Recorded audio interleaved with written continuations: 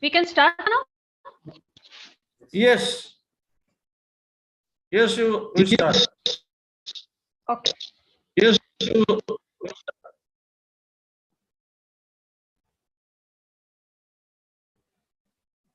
Okay. So you wanted This meeting is being recorded.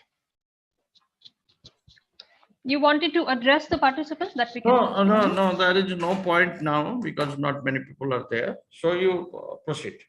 Okay. Okay. So good morning, everyone, and welcome to part 2 of the national webinar on tribal life of India, insiders and outsiders perspectives, organized by the Department of Modern Indian Languages and Literary Studies, University of Delhi. Now, this is the 7th session of the webinar, and I would be amiss here if I did not mention that the bar is set rather high for us after the hugely successful part 1. And I purposely call it hugely successful because it had many firsts to its credit.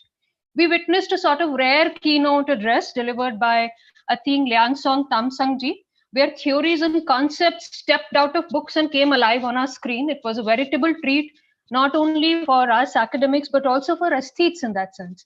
The keynote address was well matched by a presentation of concept paper by Professor P.C. Patnaik, who dealt with each part of the topic and outlined the broad framework within which this webinar is now unfolding. Another highlight of part 1 was the panel discussion that saw a carefully curated mix of both academic voices bringing forth a variety of points of views. Now, this brings us to today's session. I am Pooja Sharma. I am a PhD scholar at the Department of Modern Indian Languages and Literary Studies, and I will be moderating this session. Without taking any more of your time, let me just outline some ground rules, although I'm sure all of you have already heard and are familiar with them. So participants must please introduce themselves briefly before starting their presentation. Each participant will get a total of 20 minutes and 5 to 10 minutes for taking on questions. I will remind the participants to wind up after 15 minutes. All questions and remarks have to be typed directly into the chat box, and I will take them up depending on the availability of time. And there will be no direct interaction between the attendees and the participants. And of course, all attendees must keep their mics switched off at all times to maintain the decorum of the session. With this, and without wasting any further time, I will invite Dr. Preetam Priya Goswami to present the first paper. The title of her paper is Avenues to Interpret the Oral Narratives of Assam, Possibilities and Challenges. Dr. Preetam Priya, the platform is yours now.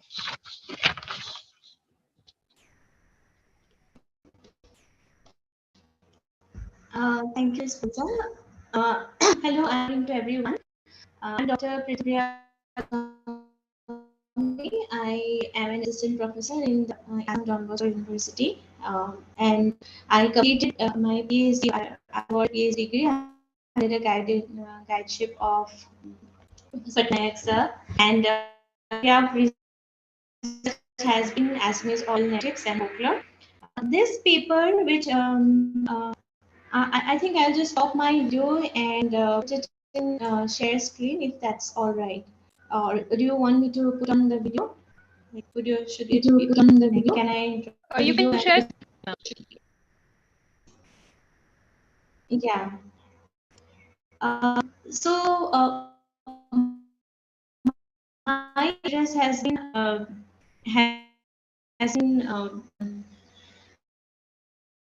oral narratives of Assam, and I was talking about, I was researching, there is a challenge that I faced. That's what has actually the ground my paper. So I hope my screen is visible. Everyone is visible, Pooja? It is visible, though I think your audio is a little disturbed. Is it just me, or is anybody else also facing this problem? I think it's your voice is breaking a lot. Okay. Yeah, because even I can feel that I am not able to hear you all properly. Yeah. So I hope Let's continue. is visible. Start your presentation. Anyways, mine mostly Pardon? Yeah.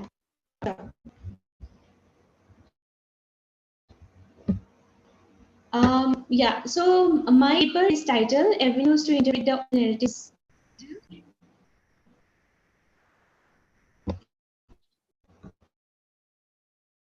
Not at all.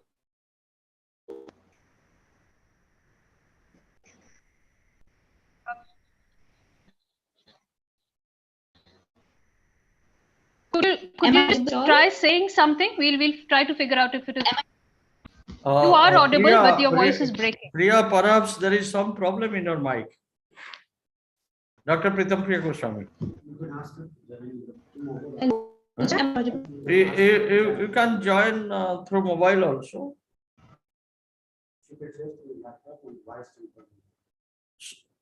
You see, start sharing using laptop and voice from the cell phone.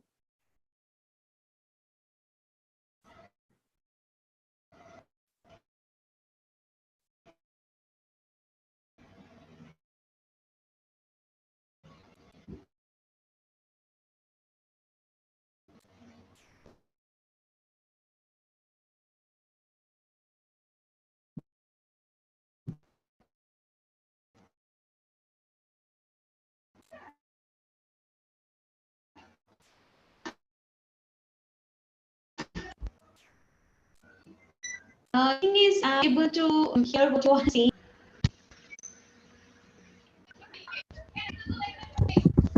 You are not able to hear what we are saying? Voice is breaking a lot. Ma'am, your voice is breaking a lot. Sir is suggesting that you switch to your mobile phone for presentation.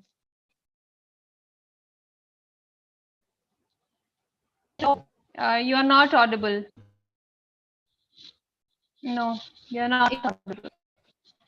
You can perhaps try joining the meeting with your mobile phone. No, we can't hear you. Sorry.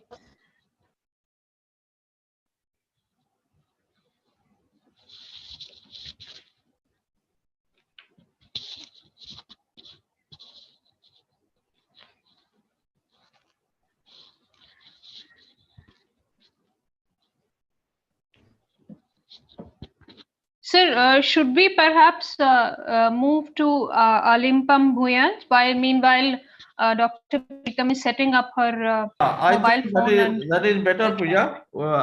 Give her some time to do that, and we will go to Yes, sir. Alipa and she's waiting because yeah.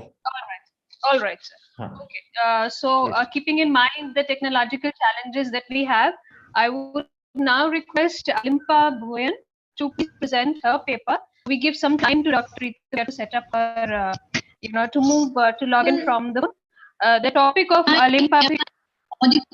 Your voice is still breaking up, Pritam, Priya. Alimpa's paper title is A Study of Existence and Essence in Girish Karnad's Exposition of the Tribal Ethos in the Fire and the Rain.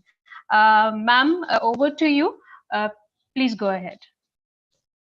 Good morning, sir. And good morning, ma'am. I am Olimpa Bhuya Burwa, and I'm an assistant professor at Jain College, Buku. And recently, I have also submitted my thesis at Assam University.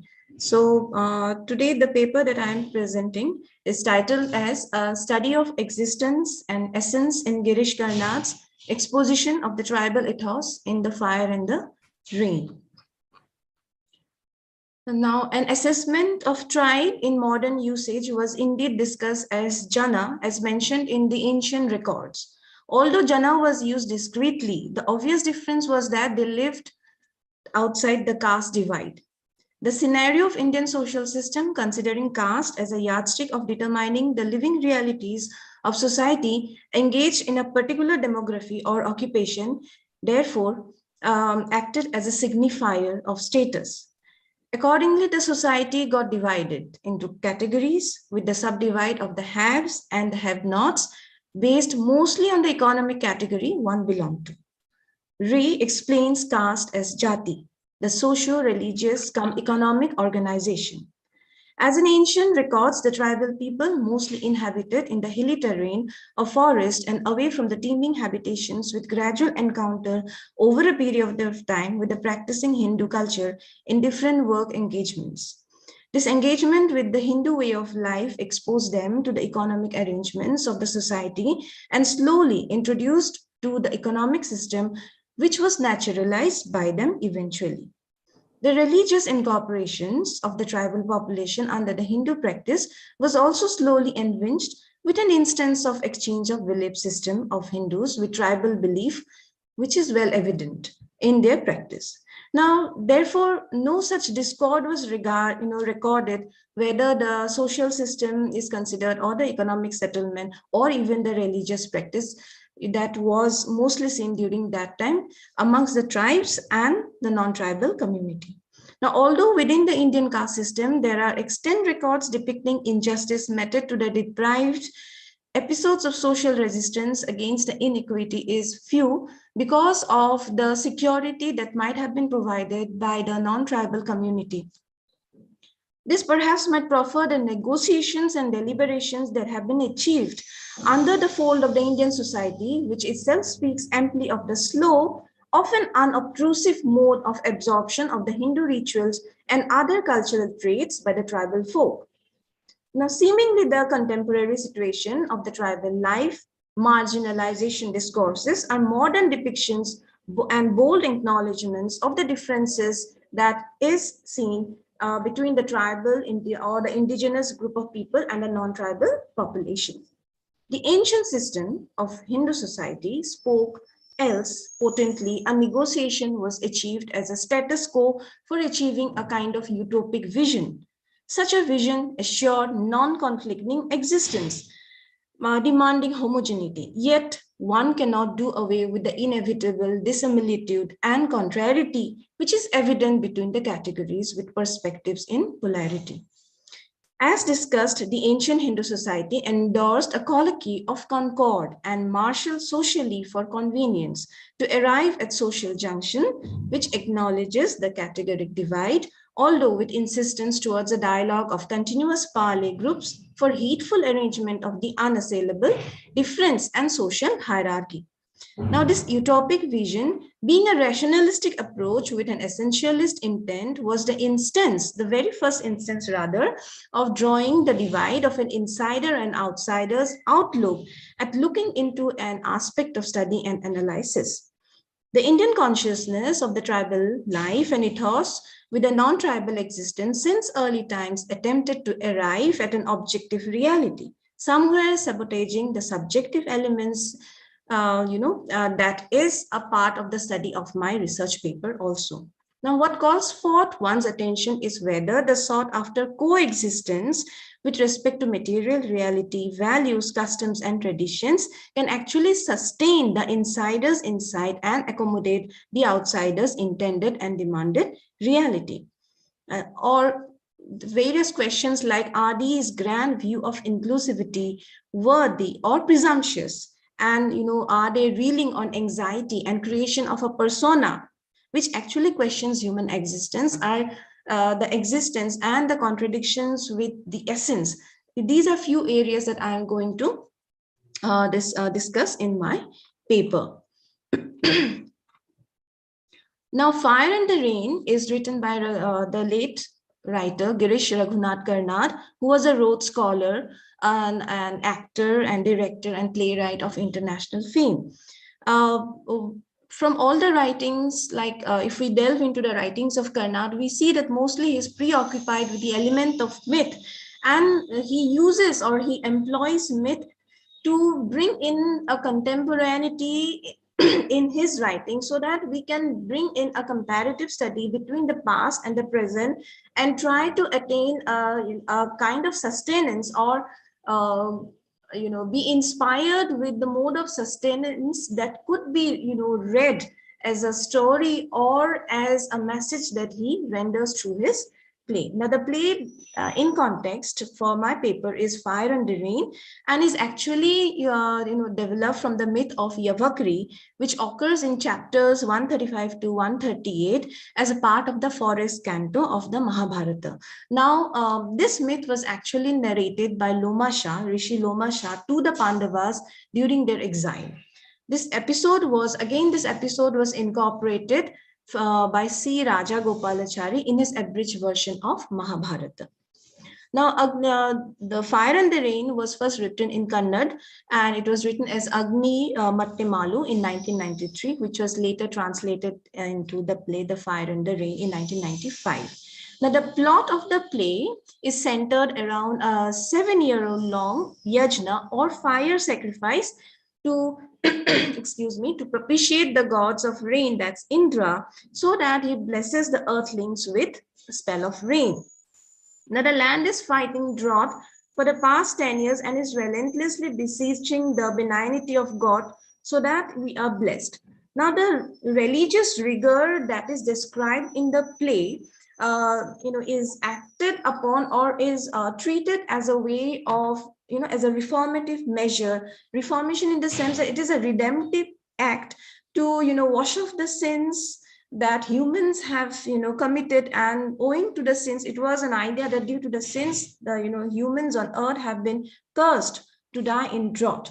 Now, as the plot advances, Karnad meticulously uses the characters and the various, actions of the play to peel off the layers of sham, fraudulence, and deception that actually underlies the upper caste, and how the powerful connive and contrive to continue this farcical act of pleasing the gods for the commoners. However, this very act of pleasing the god for the commoners is just a put up show to actually fulfill some of the vested interest. Now, what is essentially portrayed by Karnad through various ramifications of the myth is that there is no underlying intention of common good. It is the singularity of motive and fulfillment of one's intention which actually acted as the fuel to the fire sacrifice. The Paravasu, one of the important characters who acts as the chief priest, is around 28 years old and is completely responsible for the success of the fire sacrifice. Now, during this period of fire sacrifice, Paravasu, being the chief priest, he was, he had to shoulder responsibility of maintaining the sanctity of the entire sanctorum sanctity, because during the period of yajna, he could not partake in the day-to-day mundane activities of life, and he has to keep away and abstain from all kinds of sins that usually humans are prone to. But however, we see that there is a constant threat lurking around the yajna. The threat may be in the form of Brahma Rakshasa, or the threat may be very much internal in the form of temptations that was tempting throughout the yajna period. Now, Paravasu's long ordeal of the 7-year-old yajna was nearing completion, and the band of priests, because of the mundane, repetitive act of continuing with, in this entire long period of 7 years, came up with an idea at the intervention of Nata, that there should be a play which could be put up as a kind of, an interlude, so that, the monotony could be broken. And therefore, the actor manager, another character in the play, proposed that the king should, come up with the staging of a play. Now, in between here, we see that, the genesis of play, the Natya Shastra, is also part of the narrative to tell us how the hierarchy of the social status is again, acting as signifier to depict the layers of the layers of activities that a particular person can do if he belongs to a particular caste. Now, as narrated in the play, we see that a person belonging to the Brahmanical caste, they cannot partake in acting. Why? Because they belong to the higher strata of the society, and since belonging to that strata, they are not permitted to do so, whereas people belonging to the lower strata can act. And the gods, by virtue of being gods, were not allowed to participate in the acts of pretense, and hence it was passed on to Bharata. This is a part of the inception story of how the art of the drama or dramaturgy came into the lap of human society.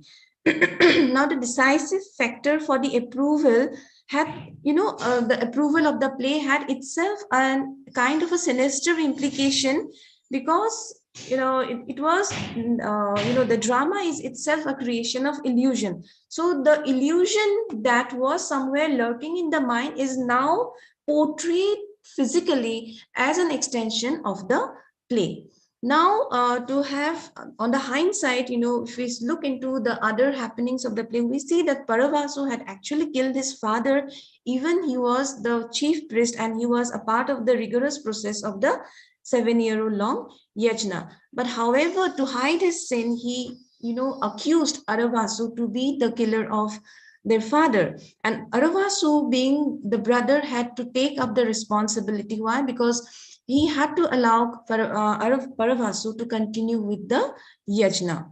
Now, the social circumstances that embroil the entire characters, whether it's Paravasu or Aravasu, we see that in case of the women characters, a different perspective emerges here. Now, the two women characters in our play, one being Vishakha, the wife of Paravasu, the other was Nittilai, a tribal girl who was also the love interest of Aravasu. Now, when we look into Vishakha, we see that she comes from a privileged background with social superiority and religious upper hand, whereas Nittilai came from the world of mountains and forest and nature, and she was more akin to the feeling of kingship of the tribal world. Her principles and convictions are therefore extension of the undeniable representation of the unique feature of the tribal world that believes in simple social formations and connections strongly with the family and the kinsmen, without the existence of any sham or any peels of, or layers of identity that we see in the Brahminical world. Now, their religious practice, when it comes to Nittilai, were very simple with no austerities of the Brahminical ways, as we see in case of Paravasu. Now, more than the essentialist approaches, their faith resided in the simplistic functions which brought them closer to nature and simplified life. Now, Nittilai's affinity towards nature due to her tribal identity and her inherent fondness for humanistic, that is, human values and the ethos, the tribal ethos and dignity and the respect for each other, these were some of the practices which had a constructionist approach and was completely, based on the knowledge that they gathered from the experiences of life while they were amidst nature. Now, significantly, she was a more liberated person when, she is compared to character like Vishakha. The circumstances around her life, that is Vishakha's life, completely bespoke about sufferance, humiliation, and harassment, because she was molested by her father-in-law Radhya. Whereas we see no such instances of conflict in case of Nittilai's life. Now, during the climactic presentation and scrutiny of our play, the deliberation apparently rests on the accounts of injustice. Therefore, if we look into particularly the women characters, now, although one can interpret Nittilai as a liberated character in comparison to Vishakha or even Yavakri, while mapping his, the extent of knowledge that he had earned through the rigors of tapasya, we see that there are instances of Nittilai being wronged and, being pushed to her nemesis eventually. Now, Karnad in this respect portrays the gullibility of women characters with a humanistic appeal to reflect upon the fact that these women, although executed strength and resilience, were eventually victims of the value system that systematically had tied the society, irrespective of their social affiliations. Here, I'm trying to bring in this insider and the outsider's perspective, because when we compare the characters of Nittilai and Vishakha, we see that although both of them belong to different strata of the society, different social configuration, yet when it comes to victimization, when it comes to social humiliation, both had to face However, their responses were different. Now, apropos to the dichotomy of the insider and outsider's outlook, Karnat's play raises certain fundamental issues around one's existence, which in itself provides insight into the psychology of characters too. The fire is raised. Now, the fire that we are talking about, the fire of the fire sacrifice or the yajna, is raised to propitiate Indra for rain. Now, according to the Vedic writings, fire or Agni is a representation of the medium through which Vedic offerings are given to gods by human. Now, Vedic image of fire is that of the messenger, therefore. Now, it is frequently seen that a hymn dedicated to Agni initiates a mandala. A mandala is also a reflection of the mind, the psychology. Similarly, rain as per Vedic scripture symbolizes revival. The gods bless earth with rain for fertility and abundance and sustenance. Now, according to another belief, as the law of our karmas determine our rebirth, the wrath of gods and the conditioning of the karma system somewhere has wound the human population, with context to India, of course. Now, this path from fire to rain is extremely arduous. I'm not only talking about the physical experience that we see in our play, I'm also talking about the psychological journey that one takes, that the characters take from this ordeal of fire, that is the conflict that is taking place in their mind, to the redemptive act of being blessed with the idea of forgiving the person who had committed the crime. Now, the binary of fire and the rain itself therefore acts symbolically when it comes to characters like Paravasu or even the Brahma Rakshasa, which is also an extension of the psychological dimension of all the characters involved. Now, the narrative of the play has shades of multiplicity of human existence, human behavior as depicted, and it leaves one with awe and wonder as duplicity in motive is reverberated through most of the characters. Now, knowledge is subjugated and banal earthly desires always take precedence as we read the characters. Now, Karnat must have comprehended that almost every character had the essence of the Brahma Rakshasa within them. The observance of any relation or ritual in the play actually is determinative of the sham behind all the ritualistic and human behavior that the characters of the upper caste had been exhibiting in the play. Now, the plot never fails to comment on the efficacy of selfish desires operative consciously or subconsciously. Now, during the travesty of religious and social reservations, we see that Vishakha was finally ripped apart in her body and soul, and towards the end of the play, she completely vanishes. However, she's still expected to be a part of the normative processes and functions of the Indian system. However, when we come to see Nittilai's experience, we see that the kinsmen of Nittilai too had their own tenets, although it was a tribal system which was quite liberated. However, we see that they also had a set of tenets that they followed religiously. Now, Nittilai and Aravasu, who were in love, relied more on the redemptive nature and, in spite of the irreconcilable background to which they belong, they were more glued to the redemptive nature of human ethos.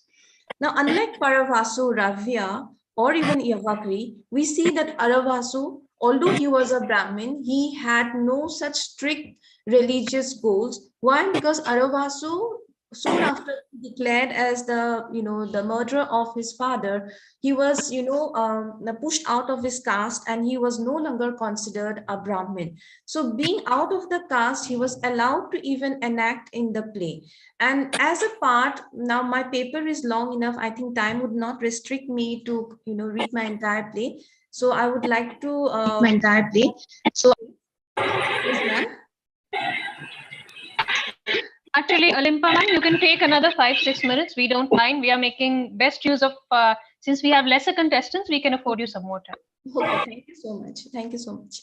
So what we see is that as I'm talking about the psychological extensions of the character, we see that the Brahma Rakshasa acts as a kind of an extension of the inner self within, because what my paper tries to see is that not only the insider and the outsider's perspective with respect to the tribal life, but I'm trying to reconcile the insider and the outsider's perspective to look into the humanitarian aspect, to look into the aspects of existence, the crisis that each one of them experienced, irrespective of the social affiliations that they belong to. Now, Nittilai, we see that although when it comes to the ethos, the tribal ethos that I'm speaking about, with respect to Nittilai's character, we see that although she belonged to the tribal world, and we see that they also have a different set of tenets. We see that somewhere the tenets also reverberate the Hindu way of life, because they were also pitted against the concept of morality, stricture of ethos that spoke of ethical values. We see that Nittilai was strict in her reservation of maintaining the ethical distance between herself and Aravasu until they were married. So in one instance she says that she even speaks about, or she deliberates upon, the idea of knowledge. Now, in our play, we see that the character of Yavakri, because he wanted to, grab a huge chunk of the universal knowledge, he went through the process of penance and rigor of tapasya, and he earned the universal knowledge. However, the acquiring of universal knowledge was itself a farcical extension of his vested interest of fulfilling his own needs, because he could not execute the knowledge that he earned from the gods. His knowledge was still limited, his knowledge was still subordinate to the banal realities of life, or to the carnal desires that was within, that is so much within humans. And we see him bowing down to those desires, and somewhere relegating the aspect of universal knowledge somewhere much below. But when we see Nittilai, who is not educated, who is not geared with any universal knowledge, who is self-taught, or her environment, the nature around her experiences, her closeness, her affinity with her kinsmen, taught her the close connection that one needs to develop with the people around, with humanity around. And these relations taught her the feeling of benevolence, the feeling of not only feeling of benevolence, but the very idea of nobility, the very idea of excusing someone for the sin that they have committed. We see this nobility, and we see this extension of the mind in case of Nittilai, and therefore she questions.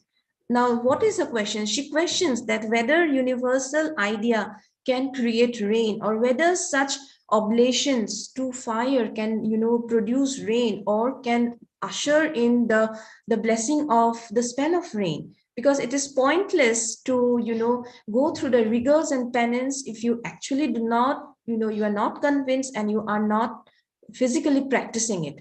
So she is questioning that what is the point of this knowledge if you can't save humanity, if you can't save people, and if you're using the knowledge only for your vested interest. Now, this is a significant marker, this is a significant question, which itself broadens the idea of the insider and the outsider's perspective, because we are not trying to narrow down the insider and the outsider's perspective. Rather, we are trying to look into the benevolent idea that Nittilai was trying to again and again reassert, and that point was self-knowledge, knowledge that we earn through the experiences with connections with the humanity around, the people around, and with our affinity towards our kinsmen.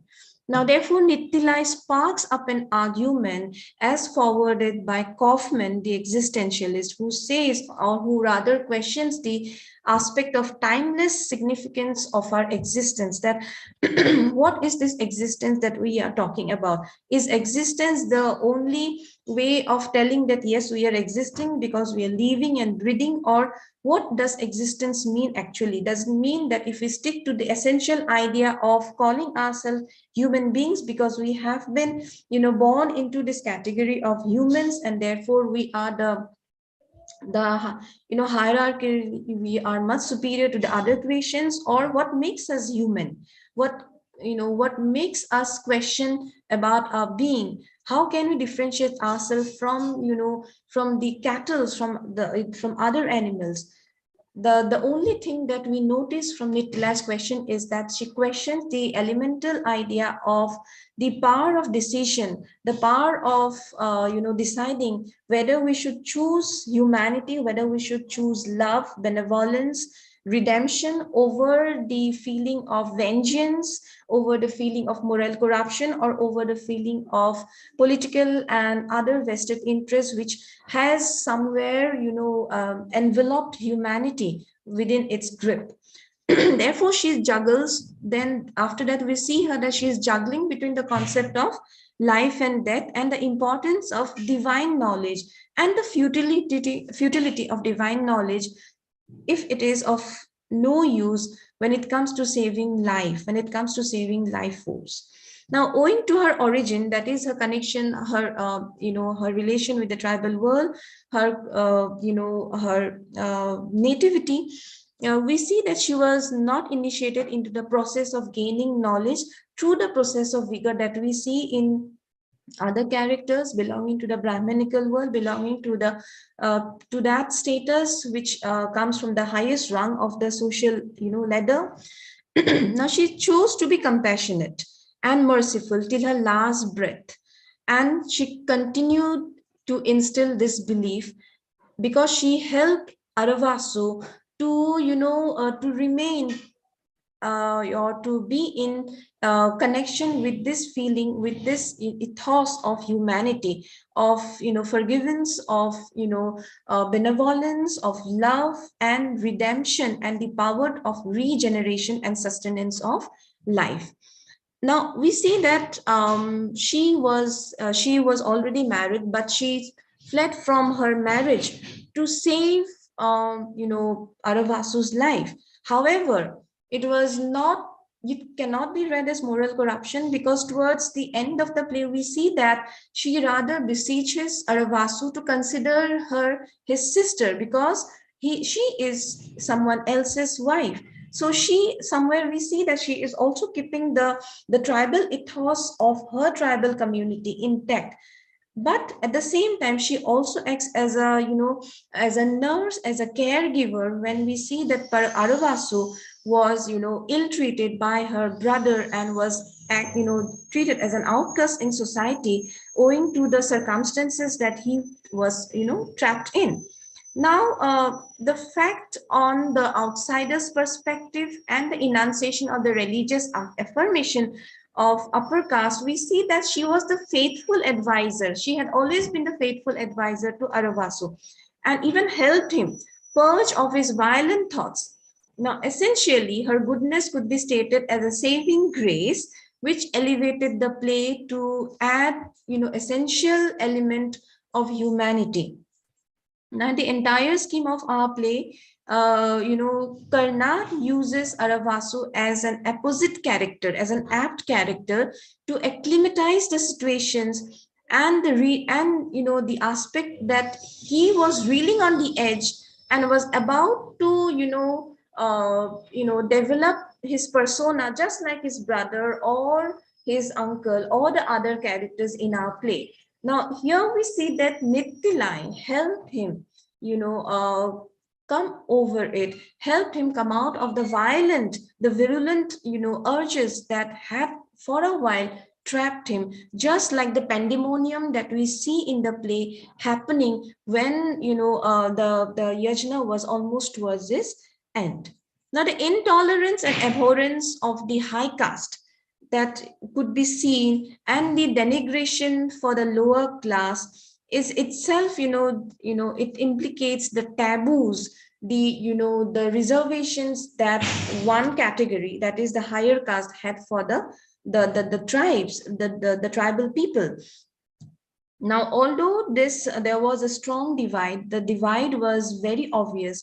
We see that the divide had not acted upon the mind of Nittilai, because when it comes to Nittilai society, we see that her society was much liberated, in the sense that although we see that Vishakha did not enjoy any sense of liberation, was always in a kind of bondage. Nittilai society gave ample freedom to even choose her partner. Although she failed to choose because Aravasu could not reach on time, to be, selected by her and to get married, again because of familial compulsion, again because of the religious intervention that Aravasu faced. As already Paravasu had killed the father, and at that moment Aravasu had to take the responsibility, or had to own the act of killing his father, although he had not. Now this practice, somewhere we see that obliquely amplifies the ethos which is maintained or which is survived through practices in Nittilai's tribe. The Nittilai's tribe, we see that there is complete oneness with nature and complete oneness with humanity. However, we see that as the tribesmen had also been influenced by the laws of Hindu society, even their customary law came under the influence, and somewhere the way Nittilai met her end, because she was killed by her husband as she broke away from a marriage to nurse Aravasu, although she still kept the sanctity of her marriage intact, but all those were not considered. However, that she had infringed upon the marriage law, again a kind of an we see the reflection of the Hindu marriage system even somewhere in the tribal ethos. So we see that the revealing portrayal of this staunch social foundation of the tribe, as discussed in Karnat's play, somewhere questions the superiority and the hierarchical ascendancy and dominance that the upper caste exerted in society, or how the upper caste system percolated down the system and even affected the tribal welfare and the tribal affairs of the tribal life. Now, irrespective of the insiders and the outsiders reservations that might have subjective influence, what Karnat tried to focus, we cannot do away with the existential crisis that each of them had faced, that each of them had experienced, whether we see it through the symbolical representation of water, the scarcity of water, which can be again extended as the scarcity of scarcity of knowledge and erudition when it comes to practical usage in life, as we see in the characters of characters like Ravya or Paravasu, those belonging to the Brahminical world. Now, Vishakha, Nittilai was a benign character in comparison to Vishakha, who acted in vengeance to bring the death of Ravya somewhere, and also Yavakri. Now, Vishakha acted upon took revenge because she was being wronged. However, when we read the character of Nittilai, although she was also wrong because Aravasu could not reach on time to be selected as her husband, she had no such reservations of vengeance and ill feeling. Throughout, we see that she was continuously acting as a regenerative force to re-establish the forces of life. And we all can see that towards the end, although she died, she kept praying to Aravasu that he should rather ask for the freedom of the character of Brahma Rakshasa, because only if he frees her, only if he frees the soul of Brahma Rakshasa, he will attain, somewhere sublimation with the oneness of God. And this would give happiness to Nittilai. rather than bringing her life back, rather than bringing her life back through the boon of life that Aravasu was being blessed by Indra, because Nittilai nowhere wanted to be trapped by the continuous cycle of death and birth. She rather wanted to feel liberated, and these ideas of liberation of the self, liberation of the soul, somewhere is again an extension of the Hindu ideas of liberation of the soul, which we see in Nittilai. However, coming over this discussion, if we want to examine the nobility of Nittilai, we can only say that Nittilai was a character who nursed the feeling of regeneration, and it was solely the sacrifice of Nittilai's life which appeased Lord Indra to bless humanity, to bless the people of that land with rain, with the spell of rain, which even Paravasu or other characters belonging to the domain of so-called universal knowledge failed to do so. So this huge divide of the insider and the outsider's perspective somewhere could be also utilized as a platform to reassess a kind of coexistence that could be reached upon through the ameliorative or through the redemptive nature of each of the perspective. Whether the perspective differs rather than differences, we would rather to look into the reconciling aspect that could usher in sustenance and life and beyond on humanity. That's all I want to say. Thank you. Thank you, Ms. Alimpa, for your very exhaustive and very interesting presentation. The Professor P.C. Patnaik is complimenting you. He's congratulating you on your presentation. He also has a question for you. I'll read it out for your benefit. Do you think that epic approach to the tribal world is equally beneficial and that has helped the creative writers who are outsiders? And to what extent the representation in literature or performance is adequate? Okay. Do you think that epic approach to tribal world is equally beneficial? That is actually, as I have already mentioned, this play is a mythical representation of the myth of Yavagri. When we look into the actual myth, we see no such instance of the character of Nittilai. This the character itself and the enactment of the tribal world is an extension of Karnat's creative imagination to actually bring in or add elements of contemporarity, to add elements of the contemporary struggle in the modern world, in the modern life. Because if we look into Karnat's exposition, if we look into Karnat's world, we see that he belongs to that generation of writer who is, who had experienced the post-colonial resurgence of the Indian, Indian English drama. Now, in that period of conflict, when the writers were struggling to find a common jargon, a common identity, Karnat, looking into the varied aspects that he had witnessed in society, perhaps he might have thought that adding a character of Nittilai could add into the vigor of conflict that is already existing in society, and to add a dimension to the newly discussed or to the newly sought attention that the tribal world was slowly gaining in the Indian perspective. So to add more light, to add, or rather to highlight the tribal world or the struggles of the tribal world, Karnat might have added the characters belonging to to this particular tribe.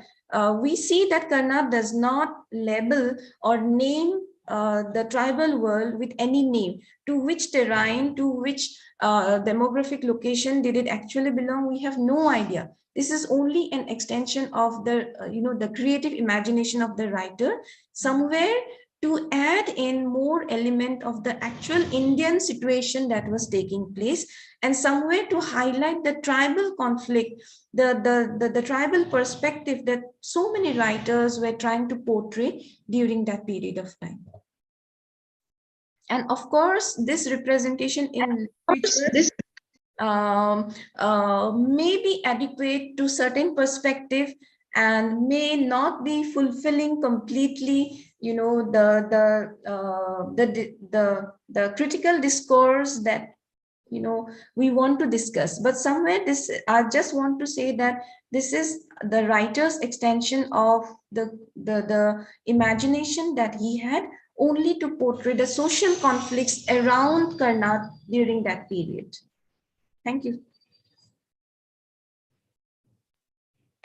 Thank you, Ms. Simpa, for taking on the question and for devoting enough time for your presentation. Thank you so much.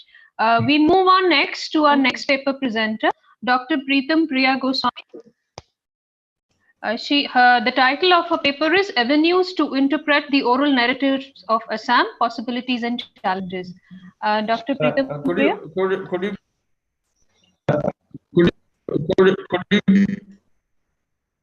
Could you please Your check voice is whether breaking. could you please check whether others have joined or other paper presenters, so that we can also give more time to Preetam Priya Goswami.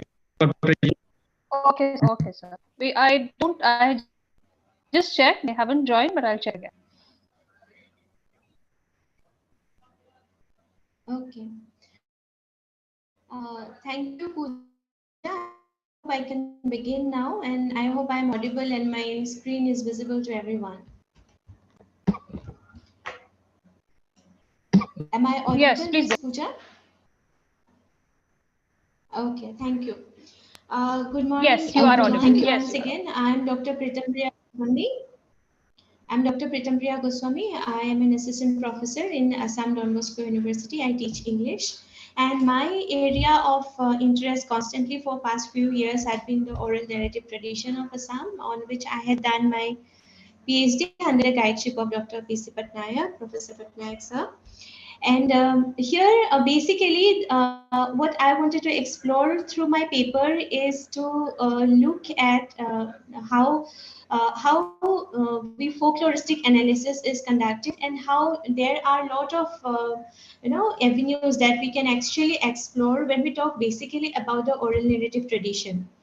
So my idea is to not suggest something extraordinary, but it's actually basically to look at how folkloristic analysis can be developed, and rather than concentrating mostly on Western study models that we usually do in folkloristic analysis, how can we actually come closer and become a little more authentic? I'm not saying that it's going to be the most authentic idea of folkloristic analysis, but maybe a little closer to authenticity when we talk about folkloristic analysis of any oral narrative genre. So it's not that in Assam we did not have any folkloristic analysis or folkloristic attention to oral narratives. We have had, especially with folklorists like Virinchi Kumar Borua, Prafula Datta Goswami, Virendranath Datta, or Naveen Sharma. We have been talking about folkloristic. We have been taking folkloristic interest in oral narratives, and we try to look at their functionalities, structures, context, etc. And also, we majorly looked at the preservation and publication of oral narratives, basically. But when we look at it academically, what we find is that most of the folkloristic attention has been based on Western models. It's not that there is something wrong in it, but the thing is, at times, confining our attention to a given model somehow handicaps our idea, or somehow certain things remain missing. And that is something that I had, as a researcher, I had located during my research for my PhD work. So basically, my entire paper here is based on what I did from my PhD, and what I found out. Of a kind of methodology, the absence of a proper methodology is something that had, somehow I thought hindered my early stages of research. But then I tried to, get more involved, and that is how something came up, which I would want to share with the scholars here in this platform. So basically, when we talk about folkloristic analysis. It is basically to help in generating the novel theoretical and methodological development in folkloristics, and especially I'm talking about the context of Assam and in the context of Assamese oral narratives only. So when we look at a proper theoretical and methodological process of analyzing something in a folkloristic way, we actually have to, we have to have an idea of the oral tradition. And when we say oral tradition, our point of concentration should not be on the oral part only. It should also be on the part called tradition. When we say oral tradition, it is not only verbally, it does not only refer to things that are verbally transmitted, but also a tradition that is transmitted in a verbal manner. So that usually we deal with the oral part and we do not very often deal with the tradition part. So here I would like to suggest that suggest the use of tradition and the look at tradition, the understanding of tradition as a prime factor or the first step in analyzing the oral narratives of any community, and for Assamese community in particular. And this is, when we talk about tradition, oral narrative tradition, we will have to understand that oral narrative tradition is not a singular tradition. It is a part of a larger tradition. And when we say larger tradition, we also have to think of tradition as something that is not a given, that is not just a result. It has to be a process, and that process is called transmission. So tradition is basically a process of transmission. And when we talk about tradition, when we talk about oral narratives, we cannot separate it from the idea of tradition. And when we talk about tradition, we cannot separate it from the idea of transmission. So how do we understand tradition? Tradition is something that basically how we understand is, it is something that constitutes and preserves and delivers the ideas and knowledge of a community. The tradition of a community is marked by its relevance in the presence. Hence, the term tradition reflects both past and present at the same time. So tradition is not something that is available to us, given to us by posterity, but it is something that has an echo of the past and a relevance in the present too. And that is why, since it joins both past and present, in the way of functionality, we should not ignore the fact that this process of connecting past and present is actually a process. It is not something that is historically completed. It is still a process, an ongoing process.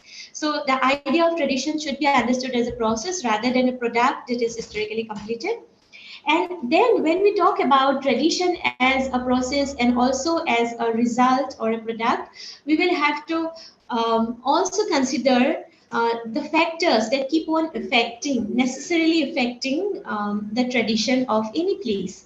And these factors can be the influence, personal attitudes, time, space, audience's reception, functionality, and such. And because of these factors that affect the tradition, we have things called the variants of a tradition. So tradition is, it's not a very static idea. It is something which has to be understood as a process, a product, and also in terms of its variations at the same time. When we talk about tradition transmission, in 1954, International Folk Music Council had identified certain factors that shape tradition. One is, as per the council, the first one is continuity, which links the present with the past. And the next one is variation, which we just talked about, which is the result of a creative impulse of the performer, which is instantaneous. Variation happens at times instantaneous in case of, with the help of improvisation and contextual and special requirements. Sometimes we find variations happening, even if at a smaller level. But there is something called selection also that actually gives us the way we understand the idea of tradition to be. Selection is something which decides which part of the tradition will sustain.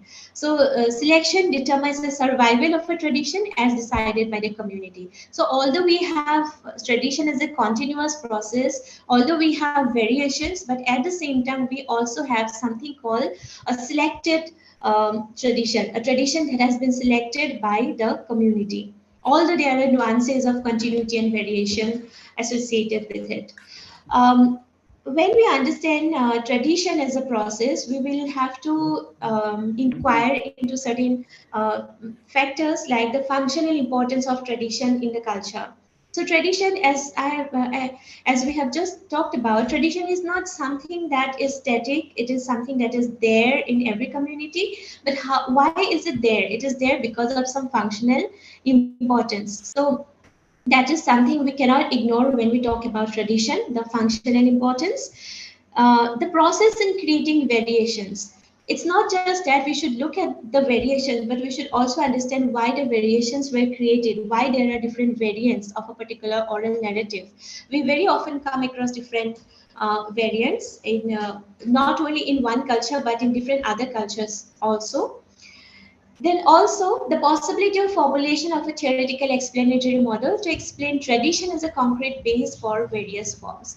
So before, why I told why I said that, you know, oral narrative tradition, oral narrative text should be understood as a concrete base for various forms of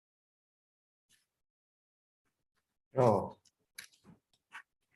She's muted. Can we please unmute her?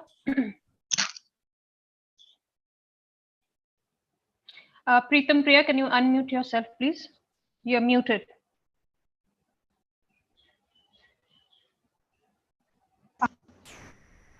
Oh, was I not audible? No, because I was going on presenting.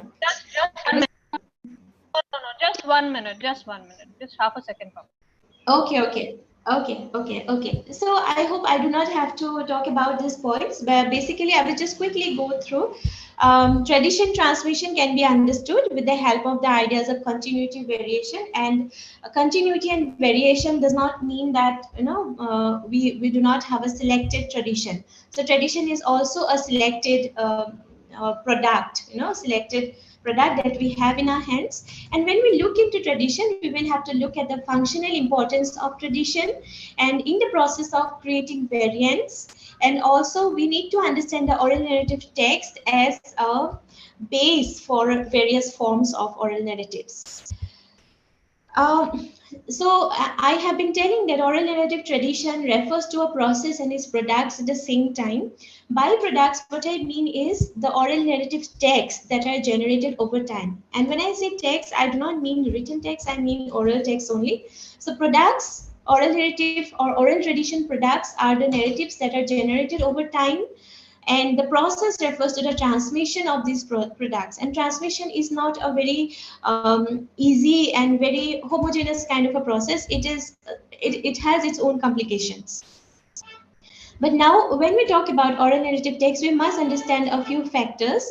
One is the process of its generation and transmission, how the oral narrative texts are generated, although we do not have an idea of who had created the earliest text that is available and which is the earliest form of the text. We have no idea about it, but still we need to look at the various generation context, and we should be able to identify how the generation and transmission happens. Then the relation to the tradition from which it stems and to which it is displayed. So when we look at any form of oral narrative, be it riddle, be it folk tales, be it folk songs, any form of oral narrative should be studied in the context of the tradition from where it is stemming and from to which it is displayed. And the performance of the text is very important when we have to understand a particular text. So the idea of a text to be understood is not complete only with the help of some theoretical understanding, but basically what I want to stress here is the importance of context and the importance of understanding oral narrative text as a part of tradition transmission. While understanding the oral narrative tradition, we will have to remember certain oral narrative characteristics. One is oral narratives are styled in a formulaic and blunt manner in order to retain complex ideas and to be easily memorizable. So whatever form of oral narratives we have, we find that they are barred of any emotional outburst, or there is no concentration on the mental scape of any character or anybody. it's basically a very crude, blunt kind of narration, which is delivered in a very crisp, formulaic kind of manner. Oral narrative is additive and subtractive. We find a lot of special temporal additions and deletions and improvisations in oral narratives. And by spatial temporal, of course, I mean how, along with different times and different spaces, how certain functionalities get removed from oral narratives and certain new functionalities get added. And that is how subtractions and additions keep on happening. Then oral narratives are aggressive rather than analytic. Oral narratives, by aggressive, I do not mean aggressive in a sense, it is harmful, but it is something that, puts its point very bluntly without being analytic. It just gives us a crisp message, and that is it. Then oral narratives are close to the day-to-day life worlds that we all know. Oral narratives are empathetic and participatory rather than subordinating. In oral narratives, we do not find the forms of subordination usually. They are empathetic. They consider the folk wisdom, what we call wisdom, the wise ideas that the folks have generated over times and have passed on to different generations. And also participatory. Oral narratives hardly exclude people who they are very inclusive. They're participatory. They want participation. They try to involve people. And most of the oral narratives varieties are cultural universals that we all have to agree, because in all oral narrative forms of all over the world, we find lots of similarities and universalities. That is why they can be called as cultural universals. Now, oral narratives are usually, as is this evident practice is that we usually apply Western theories to study the oral narrative tradition, and the kind of theories that we usually use are some of them are noted here, like Claude Lévi-Strauss's structural model, functional analysis of Malinowski, William Bascom, Radcliffe Brown, etc., or Vladimir Propp's morphological analysis, Arne Thompson motif index.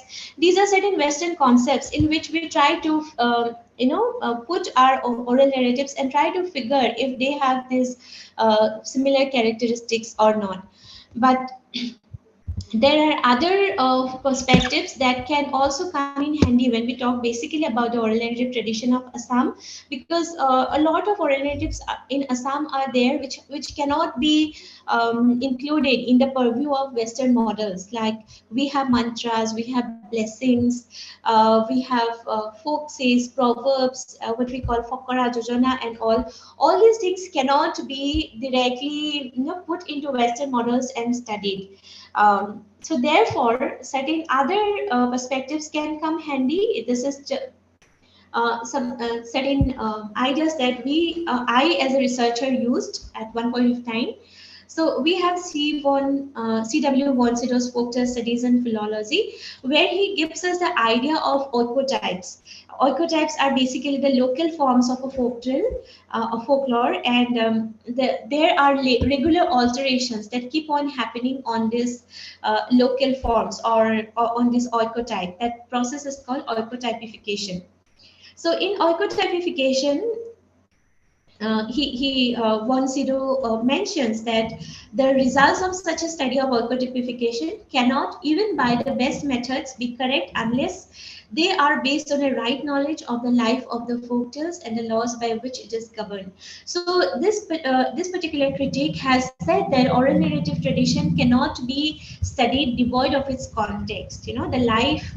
Knowledge of the life of the folktale context. It is not the context of the people to which it belongs to, but the life of the folktale, the text life, and the laws by which it is governed. There are certain laws, as per the critic, which has power over the text.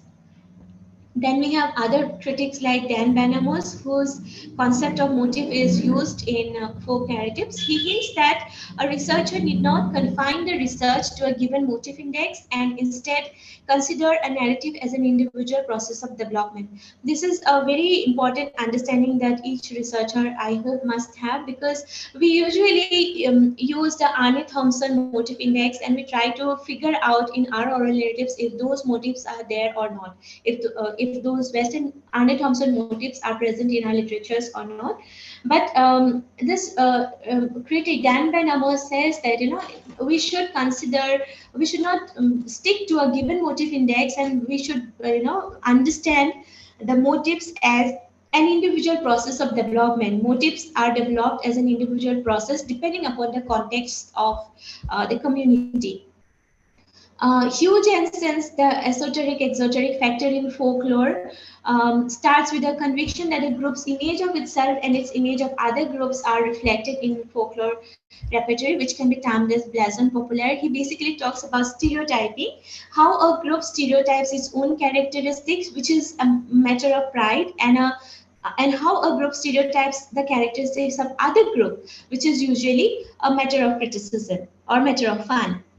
Then we also have A.K. Briggenhouse's riddles and their use, which proposes the factors that are at work in a riddle expression, which are ambiguity and riddle formula. So while exploring that, he tries to figure out a concrete structural formula for riddles along with the riddling process, and he also divides the riddling context like organized riddling sessions and incidental situations. Then we have John Harjog's stability of form and form in traditional and cultivated music, which talks about the relative stability or relative flexibility of the concept of variation to this idea of relative stability and flexibility. And he looks at the contextual parameters that describe a variant. He basically talks about how there are variants that happen from mouth to mouth. There are variations, but when we consider the folk varieties that are found amongst one group of people, every member of a family may narrate a particular folk song in a different way. So if we have that difference, that cannot be considered as a variation. Variation has to be something that's completely different from what we have. These variations that we have among the members of one community residing in one locale has certain commonalities, and based on those commonalities, we have a common idea or common form of that song. But when we take that song out of that context to another context, it may take a different shape altogether. The tune may change, the words may change, certain aspects may get deleted and added. So that moment we call it a variant. Danish folklorist Axel Ulrich's laws of folk narrative introduces some principal laws that govern the composition of folk narrative. These laws sound very useful when we look at different folk tales, especially of Assam. We find folk composition maintains its own laws rather than the laws of everyday life, and hence the folk narratives are found in certain definite forms.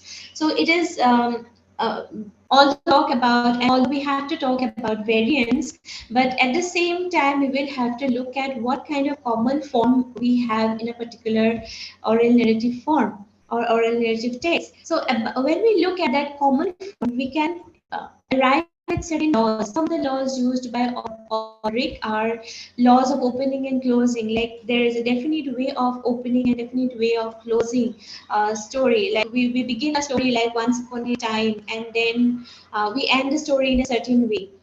Then laws of repetition. We keep seeing that in oral narrative, certain action get repeated at least twice.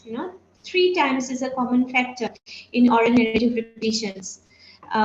Then with law of two twists, in any scene, we usually find there are just 2 characters. So these are certain laws that can be applied to oral narratives of Assam, and we can actually figure out some laws that we can find in oral narrative tradition of Assam too.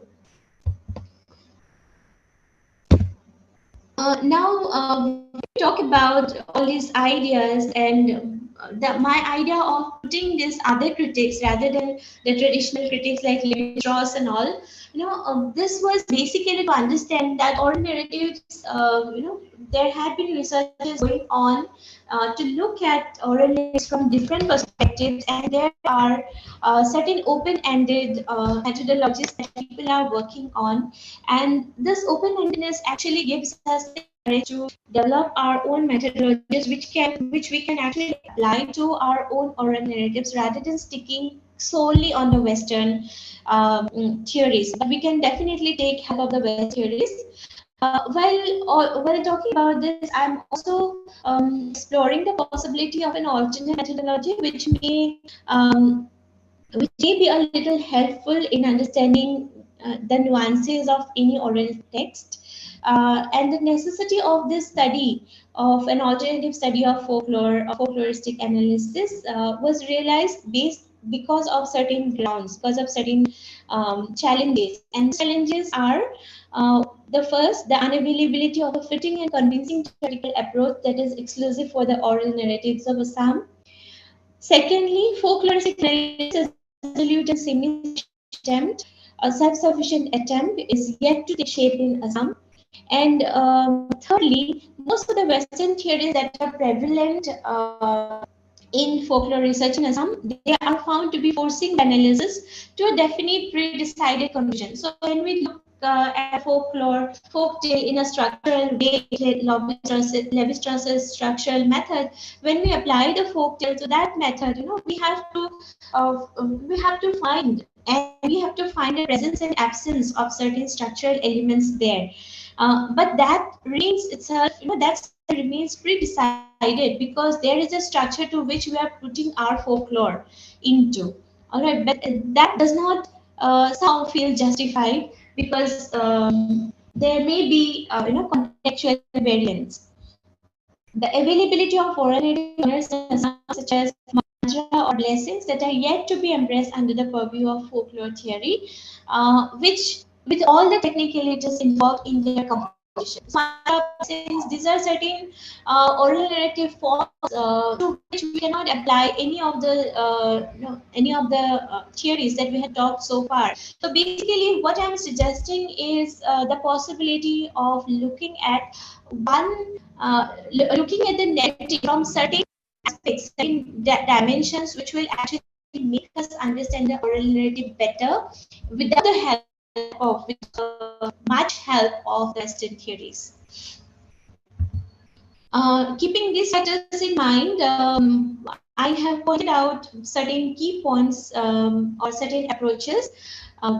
It's a singular approach, but there are certain key points like how we should begin folkloristic analysis, especially in the context of the oral narrative tradition of Assam.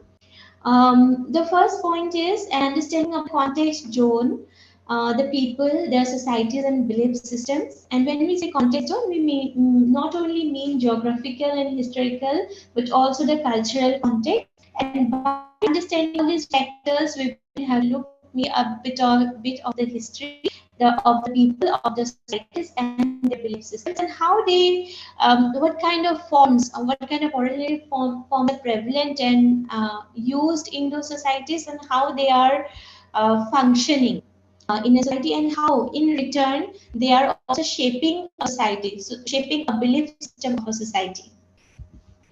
Then after studying the context and the people and belief systems, create major oral narrative genres and arrange them in analytical and thematic categories and subcategories, and that has to be very independent and very contextual rather than following other methods. Attempting to categorize the oral narrative, a number of merging or overlapping categories may be encountered. For example, in Assam, we have a tale which is there in the form of a tale, which is there in the form of a ballad, and at the same time, in a particular location, that tale is available in a merged form. Half of it is told like a tale, the later half is told like a ballad. Again, we go back to the prose form. So merging and overlapping of categories and merging and overlapping of forms and structures keep on happening in folk tales and in folklore, oral narratives, that is usually and very often encountered. So this merging of the categories should not be discarded, and that also needs to be studied. And just for the categorization's sake, that should not be discarded. Individual analysis of these categories. After we categorize them, we need to individually analyze these categories on the basis of motives, functions, variations or variants, forms, structural patterns, and practical application. And for this, we need not necessarily look at the Western models. We can develop our own ideas based on the available materials that is in front of us. We can look at we can look at contextually and find out what are the functions, what are the motives, and how do these motives function in society, why are they important for the society, and that is how we would identify something as a motive. Variants or variations, how and why they are there, why the variants are created. Forms and structural patterns. Forms and patterns can also be independently studied without any help of any Western theory. And also, while looking at all these, we also need to look at the practical application, the application context of the oral narratives. So when we talk about readers, for example, we will have to look at where the readers are formed, what kind of functions the readers fulfill, and how they are applied, which context they are applied into. And then this study that we have conducted on the basis of the context, on the basis of category, thematic and thematic categories, and after analyzing all these factors like motives, functions, and all, what we have come up with is an unbiased, open-ended, and yet systematic approach. And that approach helps identify identify certain concrete facts about the Assamese oral narrative tradition. Now, the study of performance occasion of the oral narratives is also functional at this juncture, because only in relation to function, the actual essence of any particular text can be understood. It is only through performance the words by mouth actually exist. Therefore, a study of the performance occasion, includes performance context, performance, and the performance accompaniments is very important and necessary. At this juncture, after we have talked about all these factors, at this juncture, we can take help of any theoretical approach, maybe. If the study does not feel sufficient, we can use a theoretical approach. We can dig out some undiscovered and overlooked facets. And once the study is conducted, on the basis of these theoretical approaches that are available to us, it will give us a critical perspective too. Now, a critical perspective is very important in understanding oral narrative text also. Since we call it text, since critical approach or critical analysis of the text is important, because only the critical analysis will give us the idea about the social messages that are in a forward manner in or through the oral narrative text. Like any two-liners, one-liners, or a song, they have certain hidden messages that are conveyed to us, that has been, in a formulaic manner, they have been conveyed to us through generations. So these messages can be looked for or dug out only with the help of a critical analysis. So this is something of this is what I had to say very briefly about a methodology, and I actually applied this methodology and had come up with certain results, and that is why I wanted to present it to the audience here, and I hope to receive certain suggestions here. Thank you, everyone.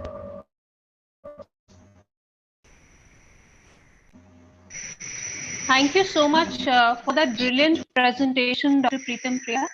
As of now, I cannot see any questions in the chat box for you, but I do have some question of my own. To start with, you are talking about a theoretical approach, a methodology for looking at the folk narratives of Assam. Do you think that by arriving at such a theoretical framework, you may be actually, giving us a framework that can be applied pan-India? Do you think that would be applicable pan-India also? It will be something that can be applied in other places in India?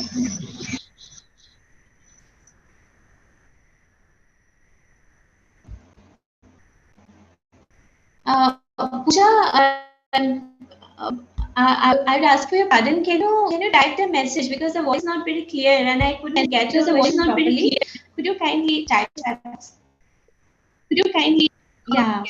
Okay, Yeah, I will try to type in. uh, I am repeating my question also, that the theoretical framework that you are actually trying to figure out for Assam, will it be applicable pan-India also? Do you think there is a possibility, there is scope? Yeah. Thank you.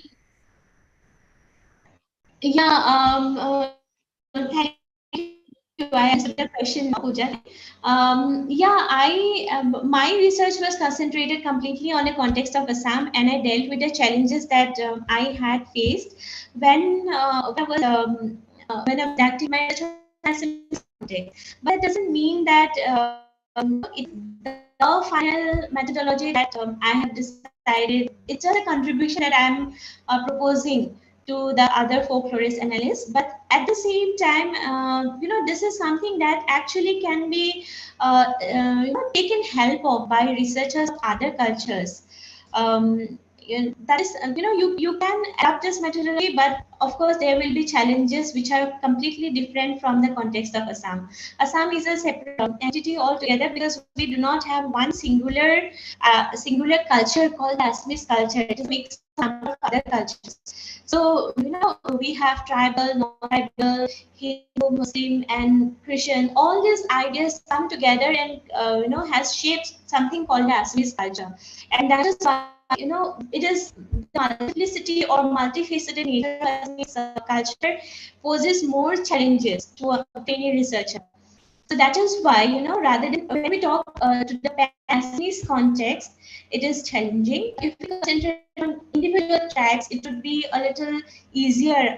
That is what I feel. But when you take this methodology to other areas, maybe the challenges may be different. Many of these pointers can be helpful and applicable. That is what I feel. Pooja, I hope that answers. Thank you. There are two more questions for you in the chat box. If my voice is not clear, probably you can read them there. Do you think that oral tradition can be preserved through documentation? That is the first question. Yeah, I saw the question. I can answer for the question. Oral narrative, what I feel is documentation is something that gives us or makes the oral tradition a museum piece, or it can be available for people, but the functionality is not transferred through documentation. Documentation just preserves the narrative as a text. Like we have a book. We have a book. That is how we will have a oral narrative, but it doesn't transfer the functionality. It doesn't transfer the applicability. So that is why it can be preserved as a document. It can be preserved as text, but it cannot be. It is not a tradition transmission process. That is what I feel. It is not how the tradition is transmitted. That is what I feel, sir. I hope that answers. Absolutely. A question that is there from Dr. Pankaj Sharma. Any message for the scholars and students, how they can take up research in folk literature? I'm someone who actually message, but as a researcher, projected here are challenges, the challenges that I had faced as a researcher myself, and I try to look for I try to look for the solutions myself, and of course with my supervisor's help. But that's something that had because otherwise, putting the research in a Western country somehow did not feel justified to me. It didn't justify research or what are the issues that I had to look for was not coming up with the Western models. That is why I had to think of certain alternatives, and I had to broaden my perspectives to the context, variance. We had stimulating sessions with researchers that time, and which actually made me come up with something like this. But the courses are necessary. Scholars and students, we need to keep on coming into different platforms together, and we need to keep on interacting, presenting and constructing this process to understand or maybe arrive at individual methodologies for individual cultures. That would be a very good initiative, maybe, Dr. Sharma. I hope that answers. Thank you, Dr. Preetha, for taking on the questions so nicely and for your presentation also, which was very exhaustive. Now, since some of our presenters are not with us, Dr. Surendra Sahu, Tanu Gupta, Ms. Rumi Roy, with the permission of Professor Patnaik, can we wrap up this session for today and reconvene at 12 o'clock? Sir?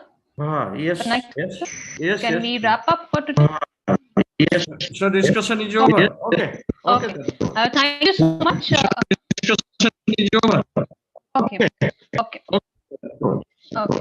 I thank all the paper presenters, both the paper presenters, for their excellent presentations, for taking on the questions. I also thank Professor Patnaik, who is actually the guiding light for this entire webinar. Dr. Venkat for being the fourth system for it all. To all the participants and attendees, thank you for maintaining the decorum. Thank you for contributing. We will reconvene at 12 o'clock for the next session. Thank you so much.